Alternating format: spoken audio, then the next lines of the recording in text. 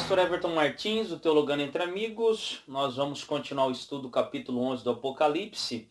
Nós falamos na aula passada do versículo 1 ao versículo de número 7. E hoje então nós vamos fazer essa retomada desse estudo e encerrar o capítulo 11, que fala sobre a missão das duas testemunhas, né? E alguns eventos relacionados a elas também. Capítulo de número 11 nós falamos que está dentro daquela visão parentética, né? Entre a sexta e a sétima trombeta, que ainda será tocada dentro do capítulo de número 11, mas no versículo de número 15. Antes que essa trombeta toque, dando sequência, né, à série de 7 trombetas que teve o seu início após a série dos 7 selos, nós vamos então dar uma analisada nesse período chamado período do intervalo, esses eventos que estão relacionados a essas duas testemunhas. Capítulo de número 11, versículo 1 ao versículo 7, então nós falamos sobre quem são elas. Na verdade, essas testemunhas não são Moisés e Elias, não é Moisés e Enoque. Quem são elas? São duas testemunhas, são duas pessoas normais que serão usadas por Deus no período da tribulação. Pastor, qual que é a prova que são duas pessoas normais? É bem simples, não precisa nem gastar muito neurônio em cima.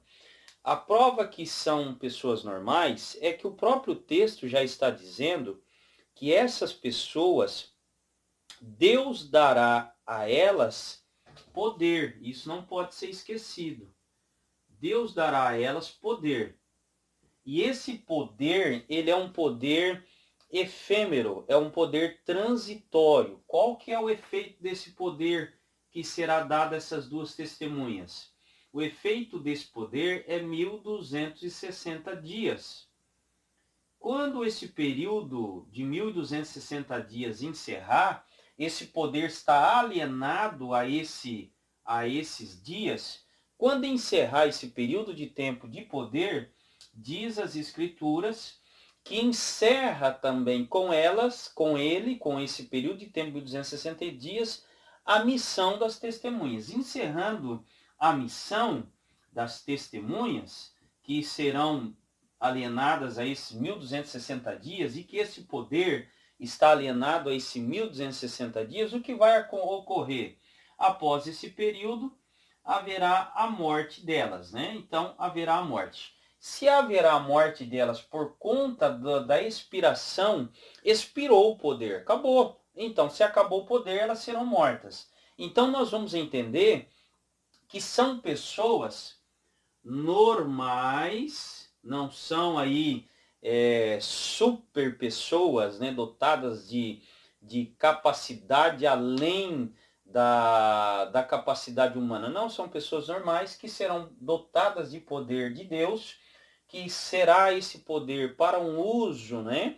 Um uso diário, vamos se dizer assim, ou uso anuais, que serão 3 anos e meio. Após esse período, então, ou dentro desse período, eles vão concretizar a sua missão. Quando encerrar o período, o poder é retirado deles e eles então serão mortos. Isso é mais ou menos o que nós falamos na aula passada, beleza? Então vamos continuar aqui hoje. Então nós vamos partir do versículo 7, vamos recapitular. E quando acabaram seu testemunho, acabaram seu testemunho. Preste bem atenção. Então essas duas testemunhas vão receber de Deus uma tarefa, uma missão. Qual é? Testemunhar. Não está especificando ali qual é o testemunho. Não está falando que ele está pregando sobre Jesus, sobre a volta de Jesus. Não está especificando nada.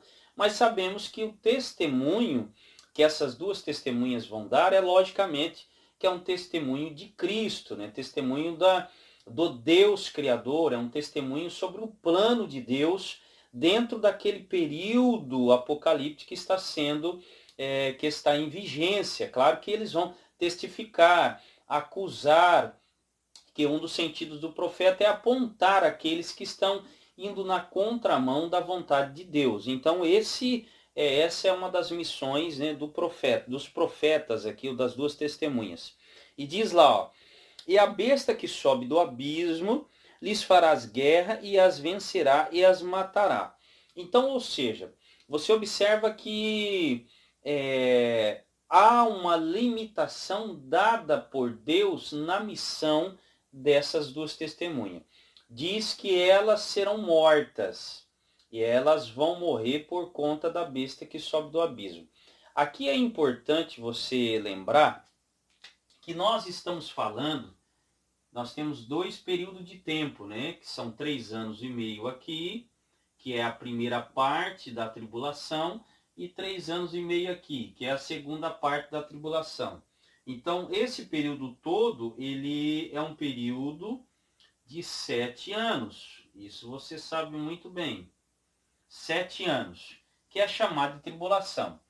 Essas duas testemunhas, nós já falamos para você que a atuação delas, a missão dela vai ser na primeira parte.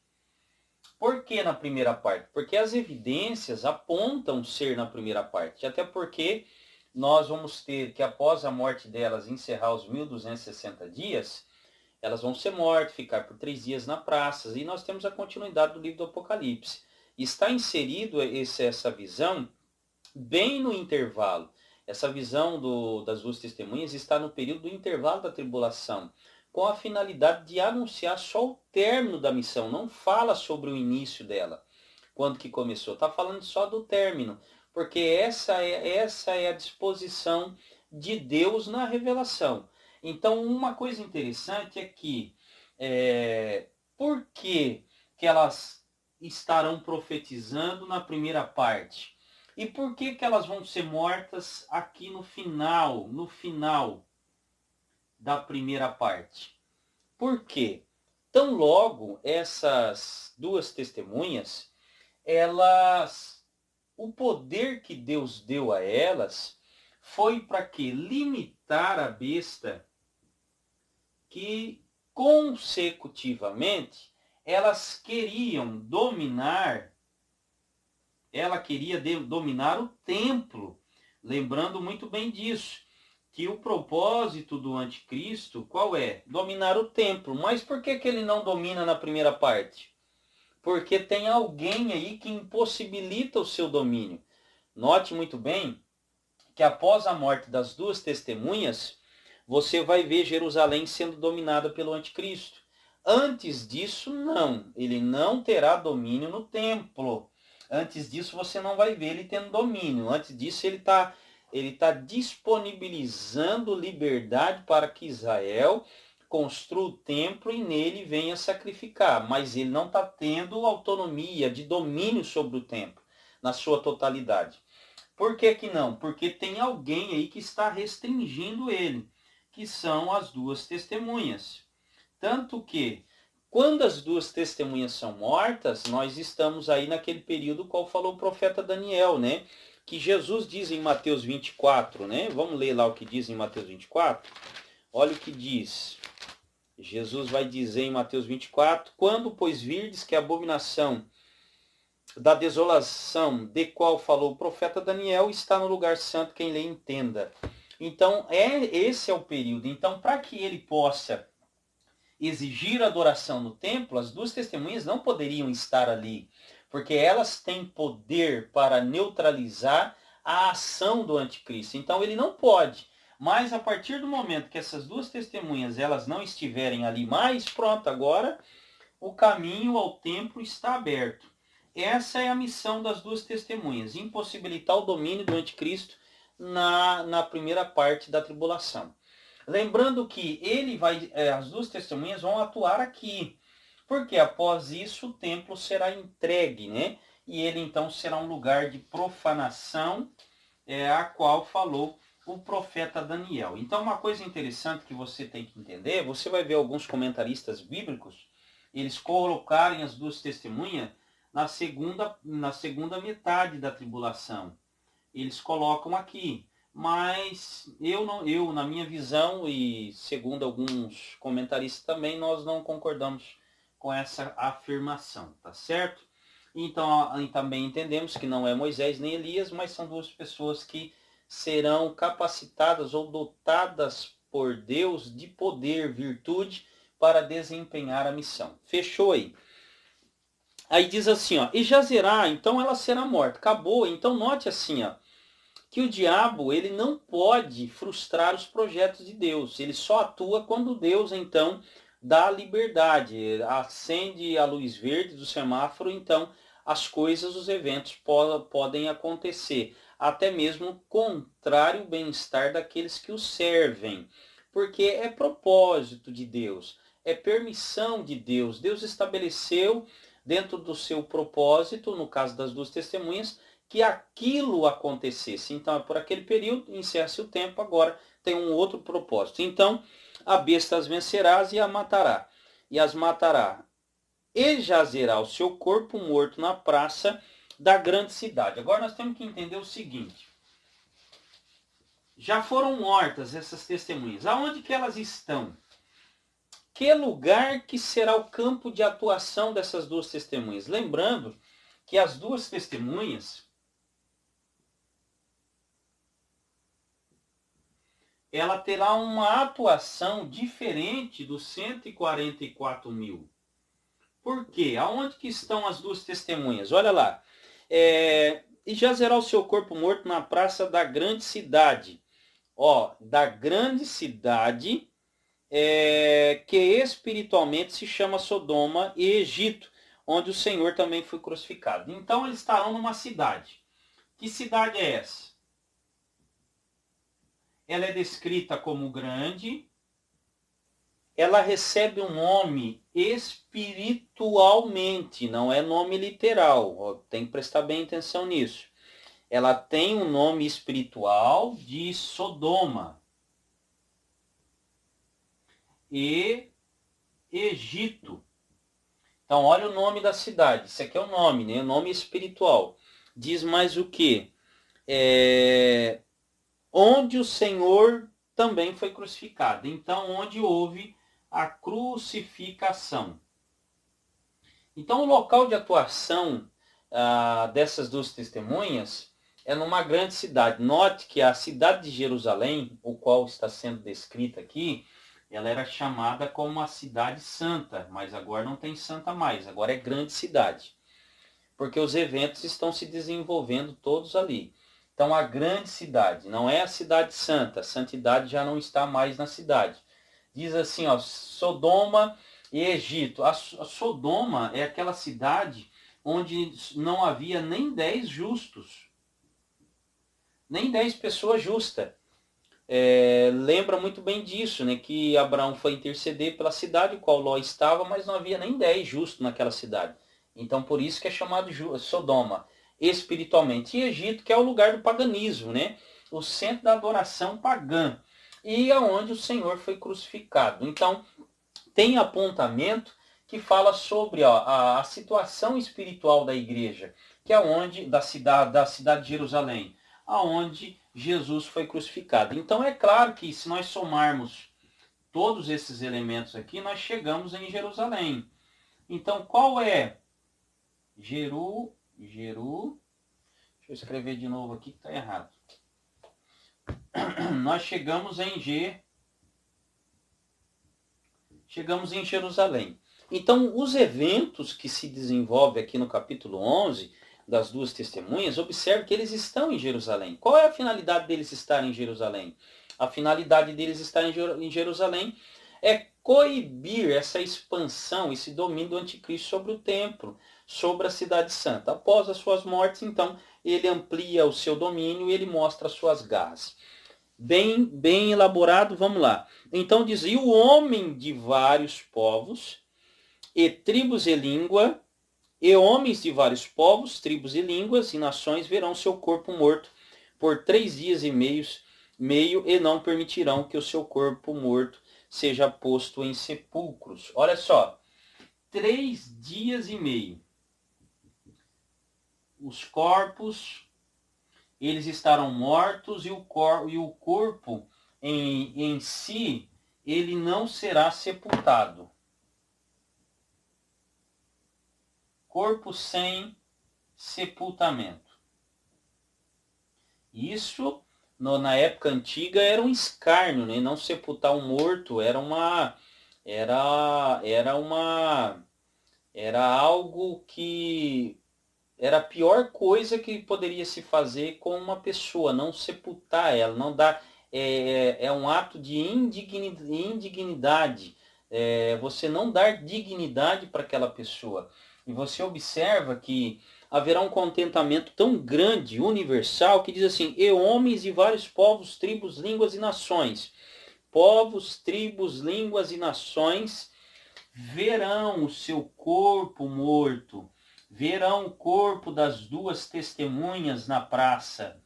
Eles vão assistir isso, ao ponto que eles vão fazer o quê, ó?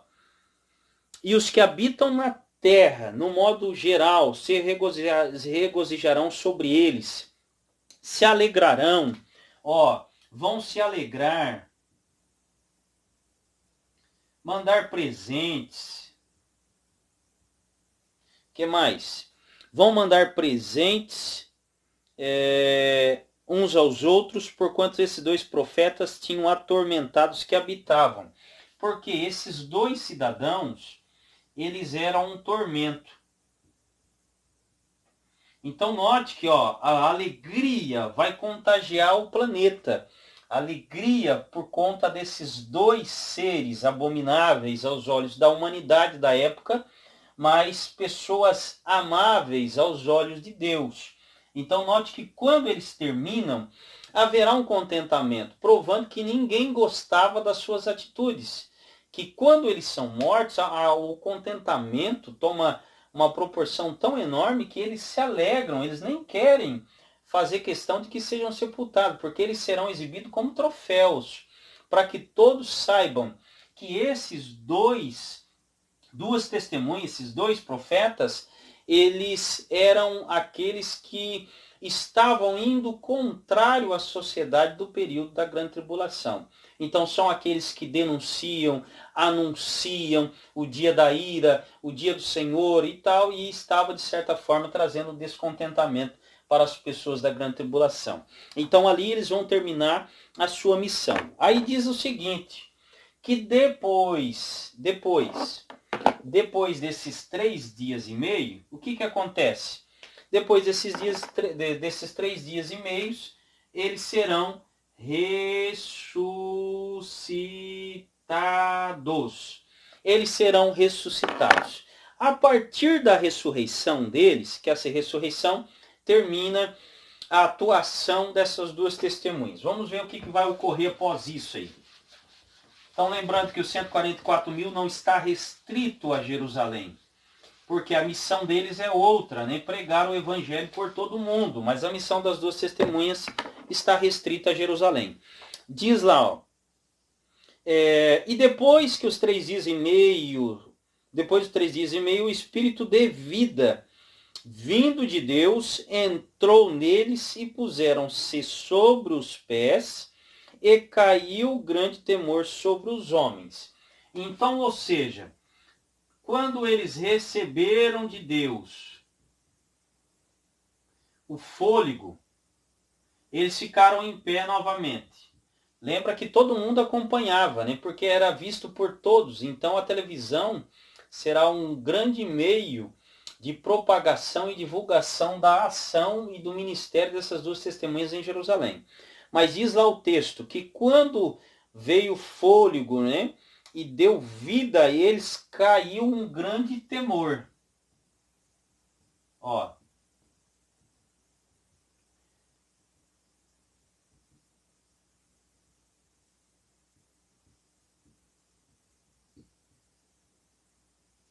Caiu um grande temor através da ressurreição, né, dessas duas testemunhas. Diz lá o texto, depois de 3 dias, o Espírito de vida vindo de Deus entrou neles e puseram sobre os pés, e caiu grande tremor sobre os que os viram. Então, todos os que o viram, caiu grande temor. Mas a questão é, qual consequências que esse temor pode desencadear? Olha o que diz o texto. Depois desse grande temor, ouviram uma grande voz do céu que lhe dizia: sube cá, e subiram ao céu em uma nuvem. Além disso, eles ouviram a voz do Criador, dizendo, subi cá. E eles então subiram. Não sei se foi num redemoinho, a Bíblia não diz, mas eles subiram. Provavelmente como Jesus foi assunto aos céus. E eles então, eles acabaram vendo essa cena das duas testemunhas sendo conduzidas ao céu. E eles já estavam com temor, porque estavam mortos, não sei como que eles foram mortos, a Bíblia não diz se foram decapitados, não sei, mas foram ressuscitaram. Se foram decapitados ou não, ressuscitaram. E o interessante é que depois disso, já ocasionou um temor. Depois que eles ouviram a voz, dizendo, convidando as testemunhas para irem aos céus, e eles vendo as duas testemunhas subirem, diz o texto, ó, e naquela mesma hora houve um grande terremoto, e caiu, além disso tudo aconteceu, eles ficaram com temor, ficaram de pé, ouviram a voz, acontece o terceiro elemento, terremoto. Houve um grande terremoto e caiu a 10ª parte da cidade. Caiu a 10ª parte da cidade, né? Então, observe que esse terremoto, ele foi limitado. Caiu só a 10ª parte da cidade. Então, observe o seguinte. Deus está só apontando o seu poder. Só a 10ª parte, ele limita o poder de destruição do terremoto. Ele não permite que o terremoto, então, destrua toda a cidade, mas só a 10ª parte da cidade. E no terremoto foram mortos 7.000 homens. Então, esse terremoto, como resultado dele, 7.000 homens foram mortos. Então, esse terremoto, ele é local. Isso é o evento que está acontecendo em Jerusalém, tá? Vamos lá. E naquela mesma hora houve um grande terremoto e caiu a 10ª parte da cidade. Então é de Jerusalém. E no terremoto foram mortos 7.000 homens. E os demais ficaram muito atemorizados e deram glória a Deus. Então teve um grupo de pessoas aí que deram glórias a Deus.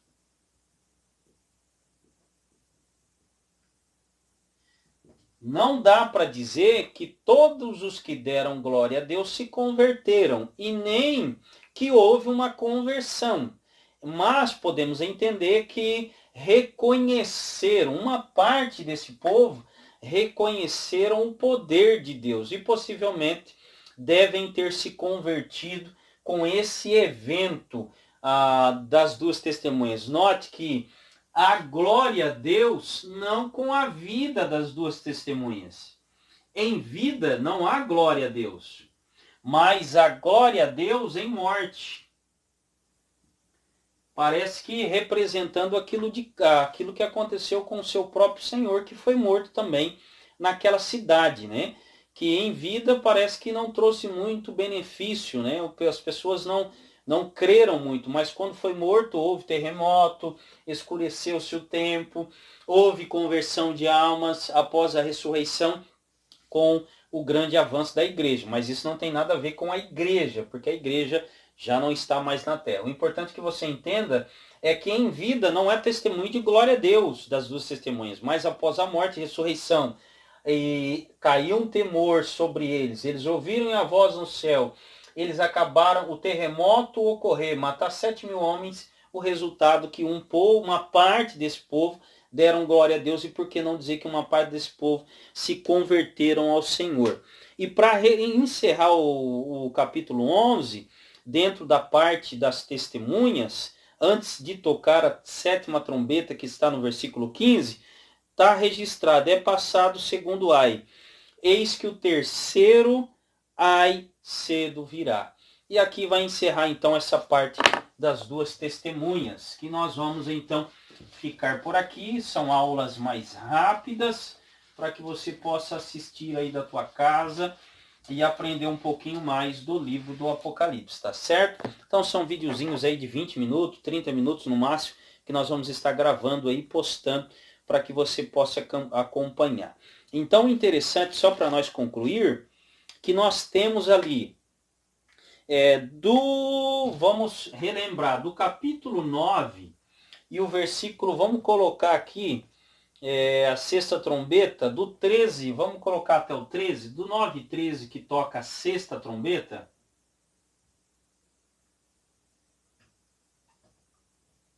a sétima trombeta, ela está lá em 11 e 15. Ou seja, há um intervalo aqui, ó.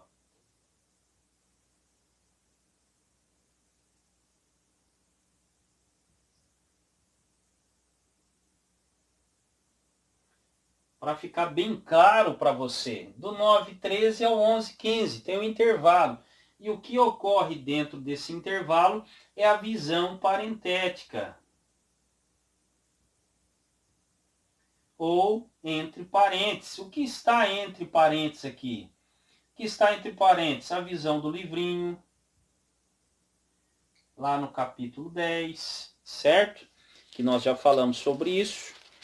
E também nós temos aí no capítulo 11 as testemunhas.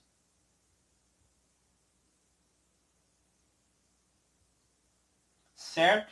Então, quando encerra, fecha-se o parênteses, abriu-se o parênteses, fecha-se o parênteses, retoma então para o capítulo 11 e o versículo 15, tá certo? Fique ligadinho aí, Teologando Entre Amigos, sempre postando um vídeo. Nós vamos ainda encerrar o livro do Apocalipse. Nós estamos no capítulo 11, faltam alguns capítulos ainda para nós encerrarmos aí. Próxima aula, nós vamos falar sobre a introdução à sétima trombeta, né? Nós vamos falar um pouquinho. Tem mais uma visão parentética ocorrendo aí. Nós vamos ver isso depois.